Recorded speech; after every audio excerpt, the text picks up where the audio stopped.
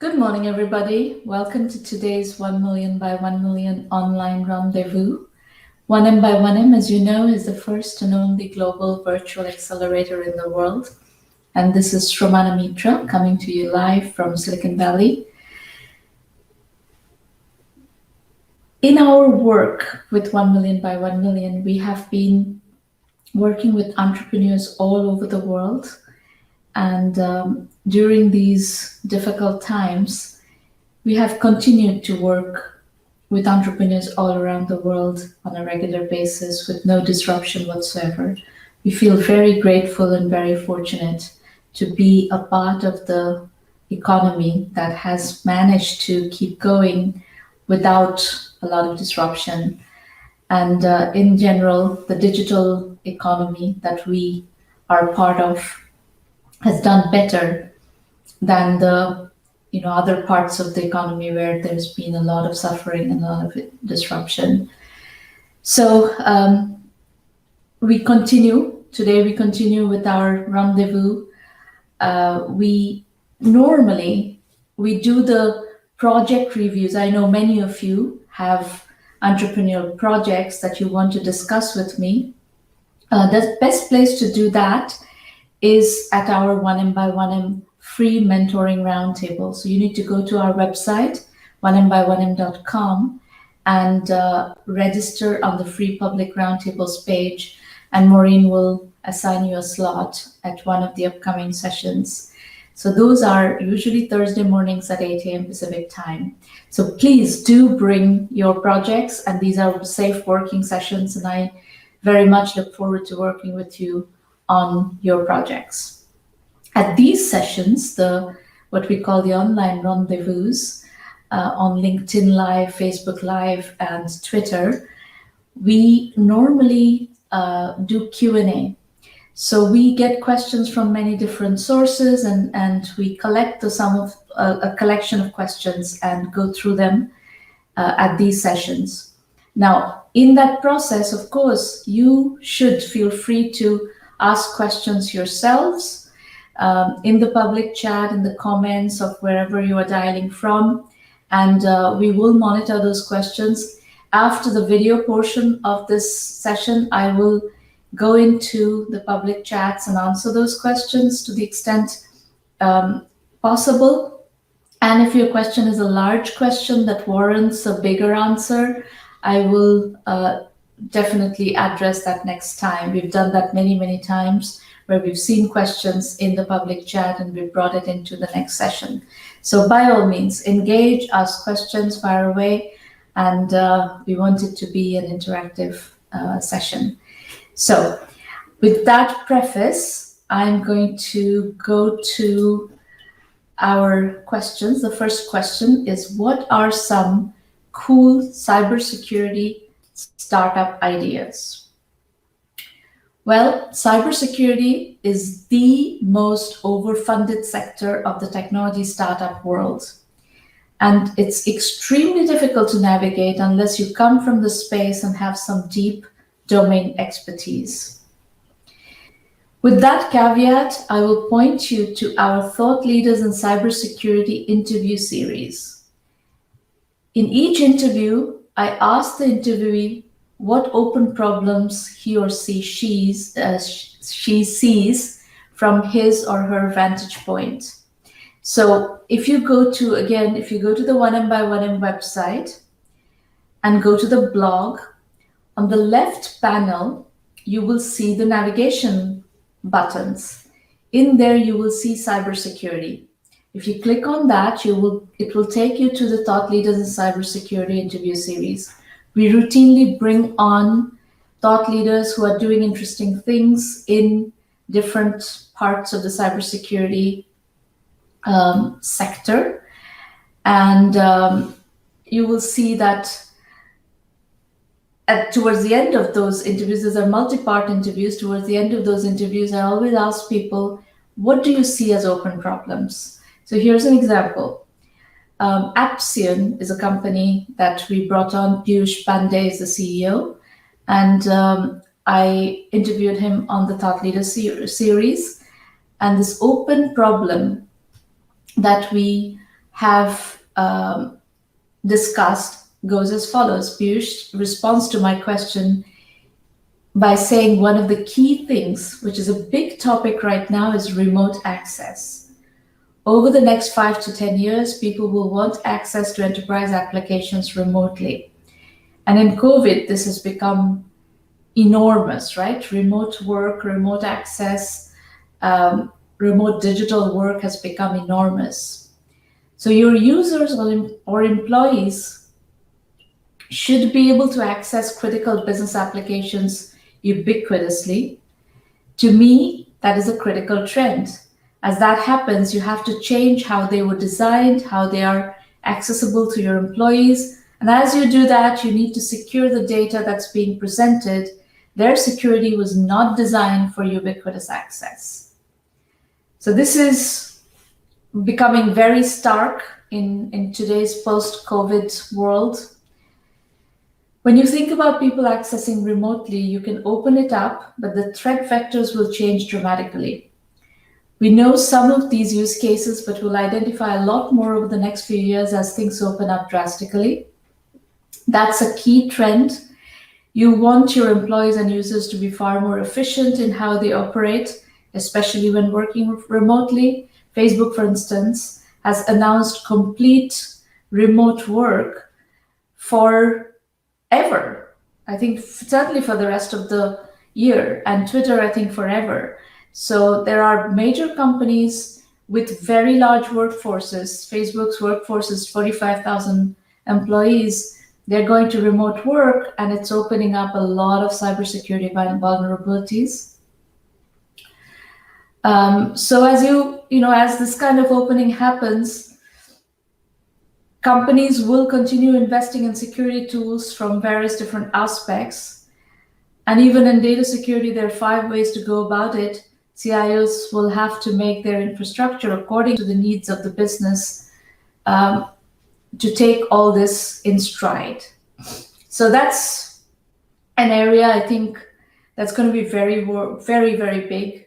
And if you are looking for a new idea for a startup in cybersecurity, this is an area that is worth looking into.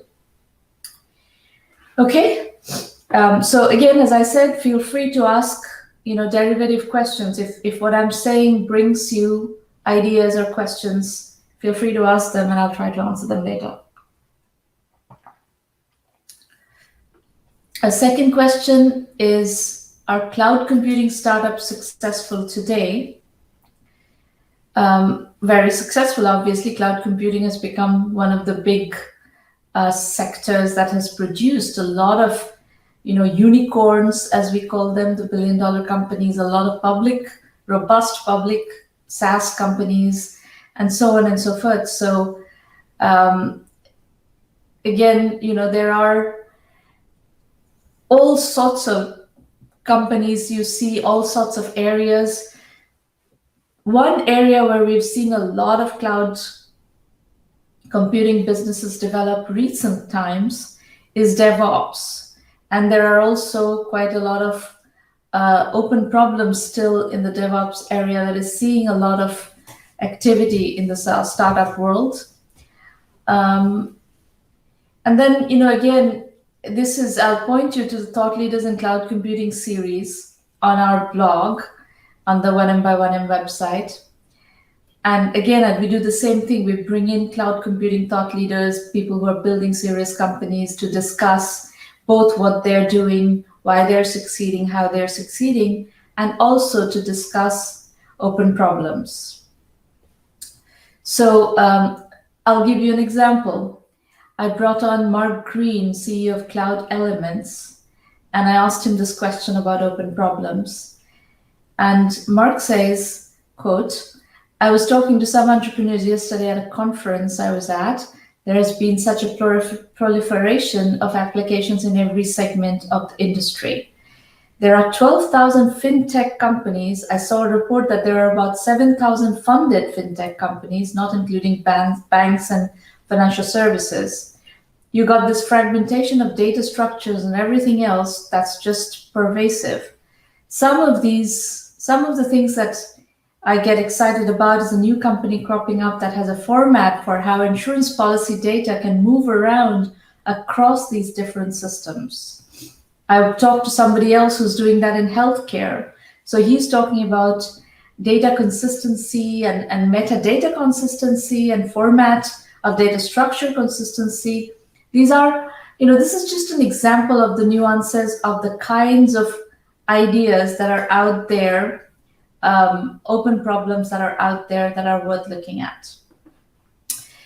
And we're getting a lot of questions about startup case studies in different regions. So here's a question about case studies of successful tech startups built out of Arizona.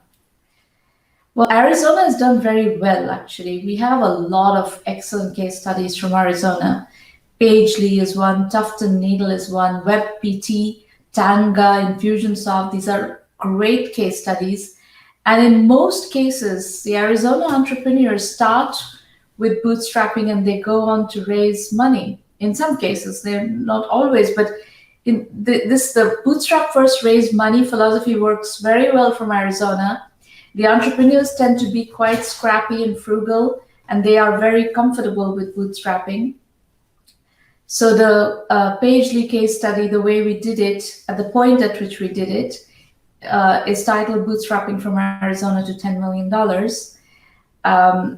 The Tufton Needle case study is bootstrapping to $100 million from Arizona. Heidi Janenga, co-founder of WebPT, did a very capital efficient bootstrapped business building with a small amount of angel funding, and then went on to sell a large percentage of her company to a private equity firm and got liquidity for herself and her co-founders, her husband, in that process. Jeremy Young, CEO of Tango, when we did that case study, it was bootstrapping to $27 million from Arizona. And Infusionsoft has raised a lot of money. That company, when we did their case study, the case study is titled Bootstrapping from Arizona to $36 million and then raising funding from Silicon Valley. So those are some examples and pointers to Arizona case studies. Now, I have a similar question actually from about case studies from Florida. Again, we've seen a lot of great bootstrapping case studies from Florida. Sprout Loud, Jared Schusterman, the case study is titled Bootstrapping to 30 million from Florida. Brian Knight, CEO of Pragmatic Works, did Navigating the Microsoft Ecosystem to build a $12 million company. Tim Henschel, CEO of hotelplanner.com, that case study is called Bootstrapping to 20 million with intelligent financial engineering. Dan Stewart, Happy Grasshopper, Fair Warning CEO Kurt Long, Valerie Holstein, Cable Organizer, bootstrapping to $16 million. Motion Point, Wolf Fleming, all these are great case studies from Florida. Now, I also want to give you a general pointer about case studies. If you go to, again, the 1M by 1M website, go to the left navigation panel, click on Entrepreneur Journeys. There are over 1,000 case studies, including 100 plus unicorns, 400 plus bootstrap startups, 400 plus venture funded startups. And I strongly recommend that you study these case studies.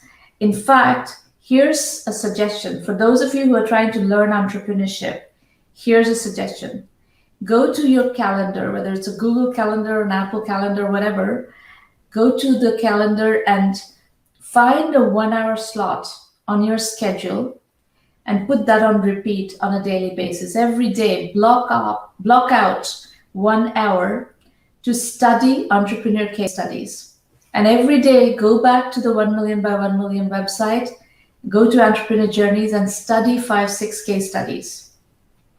What that will do is take you through the journey of 5-6 entrepreneurs per day, and you will basically get into the heads of these entrepreneurs and learn how they built something from nothing, from scratch, and it will give you a lot of inspiration, a lot of confidence, and you'll learn things. So spiritually and educationally, it's going to be a very, very rewarding experience to go into these case studies and study them diligently. Do this for 30 days. You will have probably gone through 150, 180 case studies, and I guarantee you'll feel better about everything in the world. Your worldview is going to change just by spending that time. It's like having coffee with 5 entrepreneurs a day, and or having lunch with 5 entrepreneurs a day, and just learning what they have done, how they've done it, and feeling optimistic that you can do it. And the reason I want you to do that on a daily basis is that right now we are in a generally depressing mental model stage, where people are depressed, people are, discouraged, people are feeling anxious, and so forth. Consider this a meditation, a daily meditation practice, and it's meditation through stories of people who bring positive energy to your life. And I'm pretty sure you're going to enjoy it, and you're going to want to keep doing it. So do it. It's a great way to energize yourself. So here's a question: how can entrepreneurs outside of Silicon Valley reach out and connect with Silicon Valley VCs? We work globally. So entrepreneurs outside Silicon Valley are very much part of our ecosystem. And you're in luck right now, since in-person meetings are completely stalled. All investors are doing incessant Zoom meetings and WebEx meetings, and thus they're less worried about entrepreneurs being hyper-local. Overall, Silicon Valley's obsession with entrepreneurs needing to be hyper-local has subsided quite a bit over the years, and COVID has accelerated this trend. But there's a big but here. It's important that you remember a few things. Investor-entrepreneur fit is key. Warm introductions are key. On the 1 million by 1 million blog, again, go to the left navigation panel, find the seed capital navigation button. We do a series of interviews, and these interviews are available in a combination of text, video, podcast, audio, etc. So again, many of these interviews are also available on our podcast channel and our YouTube channel. The questions I typically ask my guests are as follows: what is your fund's positioning and investment thesis? What is the fund size? What is the sector focus? What is the geography focus? Is the firm chasing unicorns? Is the firm interested in capital efficient deals that seek early exit? And we ask for examples of portfolio companies. I suggest you research your target investors and create a short list. If you need introductions, you can come talk to me. We routinely provide introductions to entrepreneurs from all over the world to our community of investors. VCs are trying to understand the following set of questions. These questions are available for free on our website under self-assessment. Go to the website, go under self-assessment, you'll find the questions. Before you go to any VC, you should answer them. I would be happy to review your business and provide more specific feedback. The free roundtables, the free public roundtables from 1 million by 1 million are all online, and over 150,000 entrepreneurs have attended them from all over the world. You're welcome to come discuss your strategy with me at one of the sessions. They're held every week, normally on Thursday mornings at 8 a.m. Pacific time, and they're safe working sessions. If you want to join the program, especially with investor introductions in view, please review the investor introductions section on our website to understand our policy. And the Seed Capital series will give you a flavor of the investor community. So that, I think, is my take on how to get investor introductions from outside of Silicon Valley.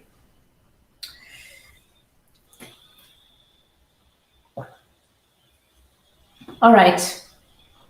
The next question is, what would be your advice for an engineer at Google who wants to start building his own business. You know, this is Google, this is Facebook, this is, you know, a lot of places have this phenomenon of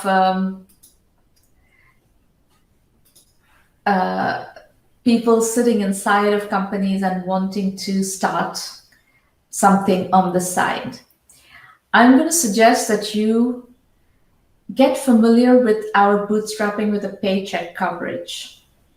If you again go to the case studies, there are lots of bootstrapping with a paycheck case studies. Study some of those and get a feel for how people have done it. There are many different nuances to it. One of the case studies we teach is an entrepreneur bootstrapping a paycheck, getting validation, getting customers, getting even paying customers, and then applying for Y Combinator. It's an interesting case study because Y Combinator likes validated businesses. So if you go to Y Combinator, once you're ready to raise money, that's actually a good way to do Y Combinator. And we also have companies in the case study who have gone to validation, gone to traction, gone to break even by bootstrapping with a paycheck. So we are big believers in bootstrapping with a paycheck, and you can use 1 million by 1 million as your accelerator while you're bootstrapping with a paycheck. Almost no incubator or accelerator in the world will be willing to work with you if you haven't quit your job. 1 million by 1 million does work with entrepreneurs who are bootstrapping with a paycheck. We actually like entrepreneurs who are bootstrapping with a paycheck, and we have made it a part of our methodology to work with entrepreneurs who are bootstrapping with a paycheck. So again, there's a whole list of things you can do to learn. You do want to learn methodology. There's no question that you want to learn methodology. And that methodology can be learned, the 1 million by 1 million methodology can be learned by using our curriculum. So if you go to 1M by 1M Basic, you access the curriculum, which is just $99 a month. And if you, again, spend, let's say, 30, 50 hours a month studying curriculum, studying methodology, that's a good way to, get the structure of how you want to put one foot before the other. So there's a lot of learning that you can do while you're bootstrapping with a paycheck without quitting your job. And in parallel, you also want to start doing validation work. And all the methodology of validation, of positioning, everything we teach in the program. In the 1M by 1M Basic will give you access to the curriculum side of the program. If you decide to join Premium, that gives you access to the entire portfolio of services from 1 million by 1 million. The next question is, why do venture-funded startups fail more often than bootstrap startups? This is actually not necessarily true. Mathematically, the question is phrased a little bit awkwardly because it assumes that venture-funded startups fail more often than bootstrap startups. It's not necessarily true. The way to look at it, however, is that often startups who raise quite a bit of venture capital end up in this mode of spending a lot of money. The burn rate is very high, and they do stupid things. And if difficult times hit, like we are in history's most difficult time at the moment in this COVID era, and this is a time when startups are struggling. So if you have the habit of spending a lot of money, it's very difficult to change the culture and adjust to a low burn rate mode. And we've seen a lot of death by overfunding over time. So if you again go to our website and try to look at the case studies of death by overfunding, you could look at Glam Media, you could look at Guild Group, you could look at Fab.com, Ship, SHYP, this company was heavily funded and imploded. Jawbone, heavily funded company. BP, this used car thing. One Kings Lane was a fashion and furnishings company. Power Technologies, there's a whole bunch of companies that have suffered this death by overfunding fate. and it's a nasty gal. These are, really, they were good companies at one point, but they ended up imploding because they basically had too much money, had raised too much money. Okay, I'll go to another question. Is it possible to build a unicorn startup from Australia? The answer is a resounding yes. Australia has seen a couple of wonderful unicorn case studies. Atlassian is a fabulous company. BigCommerce is a fabulous company. Atlassian is already public. We have the BigCommerce case study on our blog on the Entrepreneur Journey series. So look at that, and I've covered Atlassian right from the point that they've gone public. So you'll see an incredible amount of coverage on our blog on the technology stocks, and even in the midst of COVID, Atlassian is still going gangbusters. So this is one of those cloud companies that remains unfazed at the face of COVID-19. Okay, I think I will stop there for today. Again, pointer to how to get more help from 1 million by 1 million. Please start coming to the free public roundtables. Bring your projects and we'll work together on your projects and see how we can impact your situation. And if you decide you want to join the program, by all means, start with 1M by 1M Basic or 1M by 1M Premium. Either way is fine.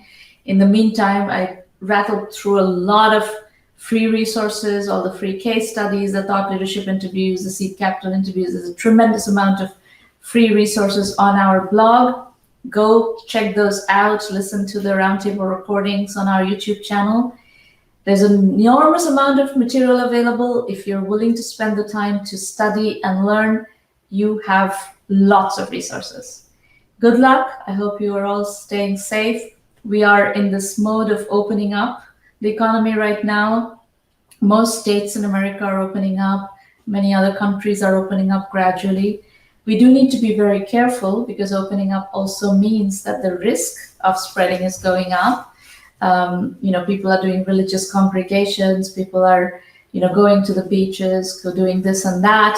And, there's more exposure. So, the threat of COVID has not gone away at all. Just because we're opening up economies doesn't mean that we can freely take risks. So take mitigated risks. Do not take undue risks, unnecessary risks, and be safe. Bye, everybody. See you maybe on Thursday at the next public roundtable.